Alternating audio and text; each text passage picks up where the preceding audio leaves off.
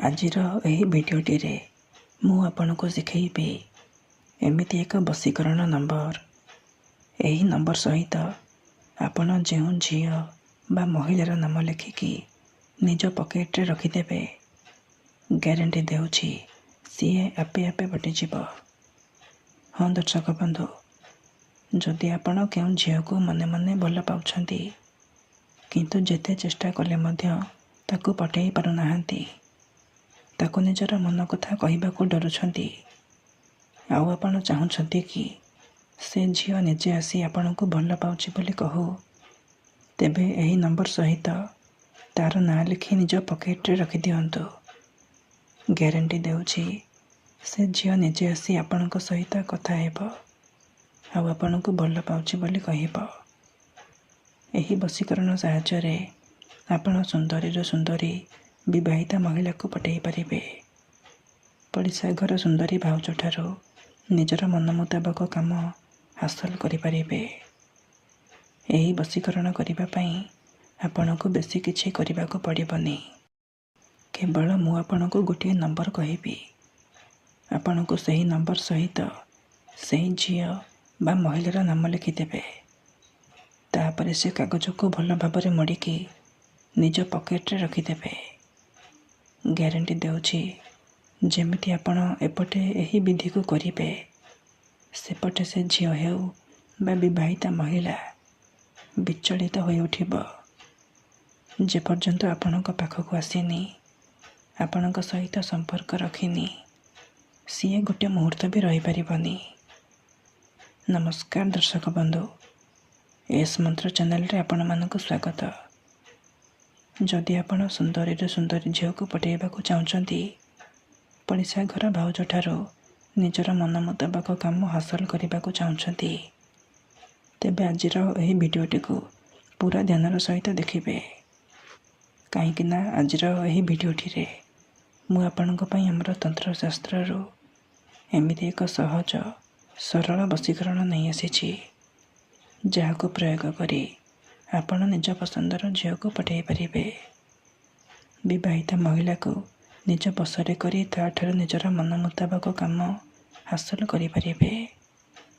ବର୍ଷ ବର୍ଷ ଧରି ଭାଙ୍ଗି ଯାଇଥିବା ପୁରୁଣା ପ୍ରେମକୁ ମଧ୍ୟ ଫେରାଇ ଆଣିପାରିବେ। ଶାଶୁ, ନଣନ୍ଦ, ଦିଅର, ଭାଉଜ କାହାକୁ ବି ନିଜ ବଶରେ କରି ତାଠାରୁ ନିଜର ମନ ମୁତାବକ କାମ ହାସଲ କରିପାରିବେ। ଏହି ବଶୀକରଣ କରିବା ପାଇଁ ଆପଣଙ୍କୁ କୌଣସି ପ୍ରକାର କଷ୍ଟ କାମ କରିବାକୁ ପଡ଼ିବନି କିମ୍ବା କିଛି ବି ପଇସା ଖର୍ଚ୍ଚ କରିବାକୁ ପଡ଼ିବନି। କେବଳ ଖଣ୍ଡେ ସାଧା କାଗଜ ଆଉ କଳା କଲମର ସାହାଯ୍ୟରେ ଆପଣ ଏହି ବଶୀକରଣକୁ ନିଜ ଘରେ ବସି ବସି କରିପାରିବେ। ଏହି ବଶୀକରଣ କରିବା ସବୁଠାରୁ ସହଜ। ଏହାକୁ ଆପଣ କିପରି କରିବେ, କେମିତି କରିବେ, ଏହାର ପ୍ରୟୋଗ ବିଧି କ'ଣ, ମୁଁ ଆପଣଙ୍କୁ ଶିଖେଇବି। ତେଣୁ ମୋର ଆପଣମାନଙ୍କୁ ଅନୁରୋଧ କି ଆପଣ ଭିଡ଼ିଓଟିକୁ ପୁରା ଧ୍ୟାନର ସହିତ ଶେଷ ପର୍ଯ୍ୟନ୍ତ ଦେଖିବେ, ତେବେ ଯାଇକି ଆପଣ ସମ୍ପୂର୍ଣ୍ଣ ପ୍ରୟୋଗ ବିଧି ଜାଣିପାରିବେ। ଅଧାରୁ ଛାଡ଼ିକି ପଳେଇଲେ କିମ୍ବା କାଟି କାଟି ଦେଖିଲେ ଆପଣ କିଛି ବି ବୁଝିପାରିବେନି। ଆଉ ପରେ ଆପଣ କହିବେ, ଗୁରୁଜୀ ଆପଣଙ୍କର ବଶୀକରଣ କାମ କରୁନି। ତେଣୁ ମୋର ଆପଣମାନଙ୍କୁ ଅନୁରୋଧ କି ଆପଣ ଭିଡ଼ିଓଟିକୁ ପୁରା ଧ୍ୟାନର ସହିତ ମୂଳରୁ ଶେଷ ପର୍ଯ୍ୟନ୍ତ ଦେଖନ୍ତୁ, ପ୍ରୟୋଗ ବିଧିକୁ ଠିକ୍ ଭାବରେ ବୁଝନ୍ତୁ, ତାପରେ ଆପଣ ବଶୀକରଣ କରିବା ପାଇଁ ଯିବେ। ଠିକ୍ ଅଛି। ବିଧିଟି ଜାଣିବା ପୂର୍ବରୁ ଯଦି ଆପଣ ଆମ ଚ୍ୟାନେଲକୁ ନୂଆ ଆସିଛନ୍ତି, ତେବେ ଦୟାକରି ଚ୍ୟାନେଲକୁ ସବସ୍କ୍ରାଇବ୍ କରି ପାଖରେ ଥିବା ବେଲ୍ ଆଇକନ୍କୁ ମଧ୍ୟ ଦବାଇ ଦିଅନ୍ତୁ, ଯାହାଦ୍ୱାରା ଆମେ ଯେଉଁ ବି ଭିଡ଼ିଓ ଅପଲୋଡ଼ କରିବୁ ଆପଣ ସର୍ବପ୍ରଥମେ ଦେଖିପାରିବେ। ଠିକ୍ ଅଛି। ତେବେ ଚାଲନ୍ତୁ ଜାଣିବା ଏହି ବଶୀକରଣ ବିଧିକୁ ଆପଣ କିପରି କରିବେ। ମନେ ରଖନ୍ତୁ, ଏହି ବଶୀକରଣ ବିଧିକୁ ଆପଣ ଯେବେ ବି କରିବେ ଶୁକ୍ରବାର ଦିନ କରିବେ। ରାତିରେ ଶୋଇବା ପୂର୍ବରୁ କରିବେ। ବିଧିଟି କରିବା ପୂର୍ବରୁ ଭଲ ଭାବରେ ହାତ, ଗୋଡ଼, ମୁହଁ ଧୋଇକି ସଫା ବସ୍ତ୍ର ପିନ୍ଧିକି ଆପଣ ଏହି ବଶୀକରଣ ବିଧିକୁ ଆରମ୍ଭ କରିବେ।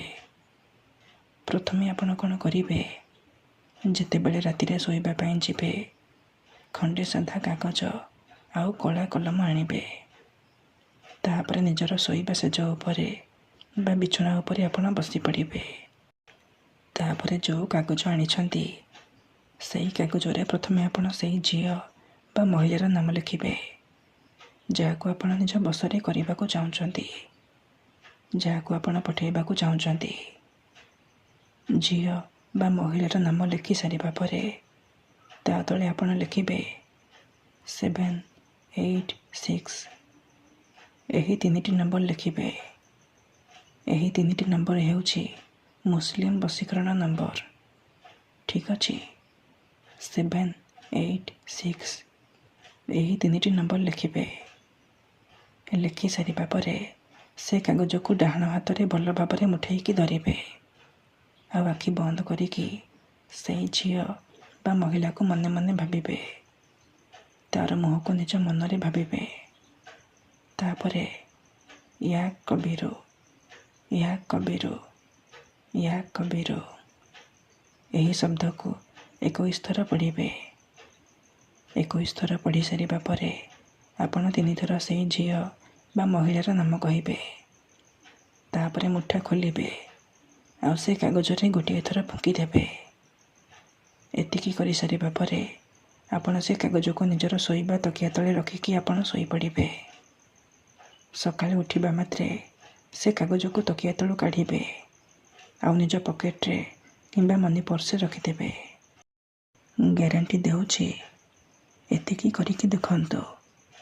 ଯେଉଁ ଝିଅ ବା ମହିଳା ପାଇଁ ଆପଣ ବଶୀକରଣ କରିଥିବେ ସିଏ ଆପଣଙ୍କ ଆଡ଼କୁ ଆକର୍ଷିତ ହେବାକୁ ଲାଗିବ, ଆପଣଙ୍କୁ ଭଲ ପାଇବାକୁ ଲାଗିବ।